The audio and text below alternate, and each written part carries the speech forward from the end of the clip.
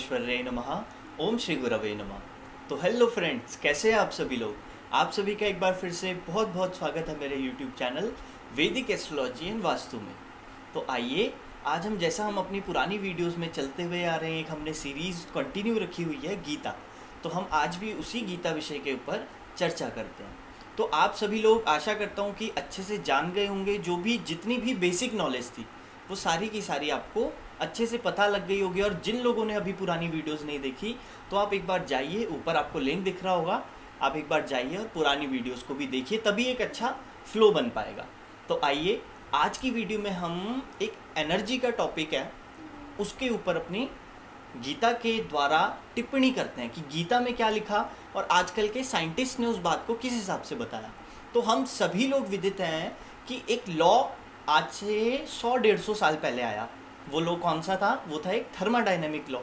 उसके अंदर एक कंजर्वेशन ऑफ एनर्जी का टॉपिक छिड़ा। उसमें साइंटिस्ट ने दावा किया और साइंटिस्टों ने एक बात बोली। वो बात थी कि energy can't be created not be destroyed but can change into one form to another form. ये बात हम जान गए कि एनर्जी को हम पैदा भी नहीं कर सकते, एनर्जी को हम मार भी नहीं सकते, ख़त्म भी नहीं कर सकते, लेकिन उसी एनर्जी को हम एक फॉर्म से दूसरी फॉर्म में कन्वर्ट कर सकते हैं। ये हम सभी लोग जानते हैं। लेकिन ये एक हैरान करने वाली बात है कि आज से 5,500 साल पहले भगवान कृष्ण ने अर्जुन को इसी एनर्जी के बारे में समझाया था श्रीमद् भगवत गीता के अंदर और द्वितीय अध्याय में। तो उन्होंने क्या बोला था? सबसे पहली बात जो बोली थी वो बोली थी दूसरे अध्याय में कि वासांसि जीर्णा, आप पीछे श्लोक देखते रहिए तभी अच्छे से समझेंगे।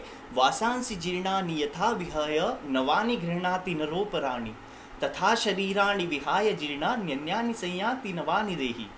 मतलब कि जब अर्जुन आगे देख के पूरा एकदम स्तंभित हो गया, आंचंभित हो चुका है, उसको बहुत डर लग रहा है कि आगे मेरे सारे के सारे अपने परिवार के लोग खड़े हैं, मेरे गुरुजन खड़े हैं, जिनसे मैंने ज्ञान प्राप्त किया वो सभी लोग आगे खड़े हैं। तो अर्जुन के मन में बहुत एक अजीब सा होने लग गया और वो युद्ध करने के लिए तैयार नहीं है और उसने अपना सारा अस्त्र शस्त्र था वो नीचे छोड़ दिया। तो भगवान कृष्ण ने उनको एक बात समझाई कि एक हमारे शरीर में जीवात्मा होती है। जीवात्मा मतलब एनर्जी होती है।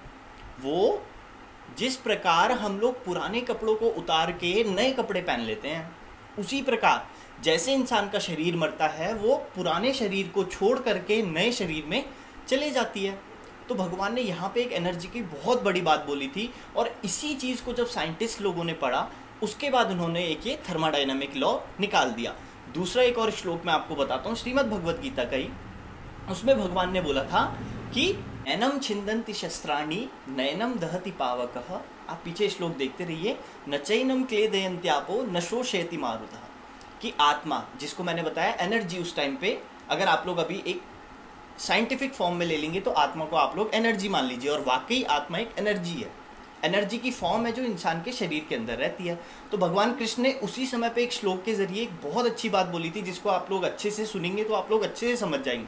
पहली लाइन क्या बोली कि नैनम छिंदन्ति शस्त्राणि, मतलब ये जो जीवात्मा है, ये जो एनर्जी है, इसको कोई भी शस्त्र मार नहीं सकते। नैनम छिंदन्ति शस्त्राणि नैनम दहति पावका। अगर इसको आप आग में भी डाल दोगे तो शरीर तो जल जाएगा, लेकिन उसके अंदर का जो आत्मा है, जीवात्मा है, जो एनर्जी है, वो कभी जल भी नहीं सकती। न चैनम क्लेदयन्त्यापो, इसको आप सालों भर पानी के अंदर रख दो, शरीर तो सड़ जाएगा, शरीर एकदम गल जाएगा, पिघल जाएगा, लेकिन जो अंदर की एक जीवात्मा है, जो अंदर की एक एनर्जी है, वो कभी भी गलेगी नहीं। न चैनम क्लेदयन्त्यापो न शोषयति मारुतः। कितनी भी आप इसको तेज़ हवा में लेकर के चले जाओ, ठीक, लेकिन ये उससे भी डिस्ट्रॉय नहीं हो सकता। तो ये बहुत अचंभित करने वाली बात है कि आज से 5,500-6 हज़ार साल पहले भगवान श्री कृष्ण ने अर्जुन को एक ये एनर्जी का प्रॉपर ज्ञान दिया था।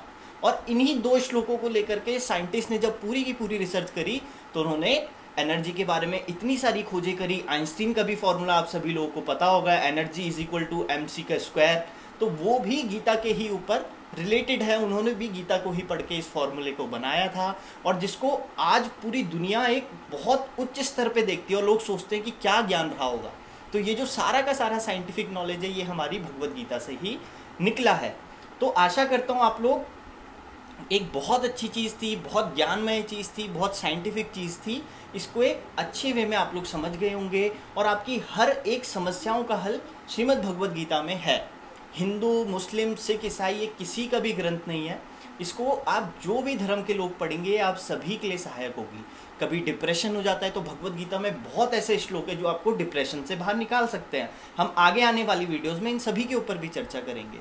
कभी आप दुखी हो जाते हो तो दुखी होने के बाद आपको खुश कैसे रहना है, इसके ऊपर भी बहुत सारे श्लोक हैं और पूरे साइंटिफिक हैं, साइकोलॉजिकली हैं। भगवान ने उस टाइम पे जो चीज़ें बोली थी अर्जुन को।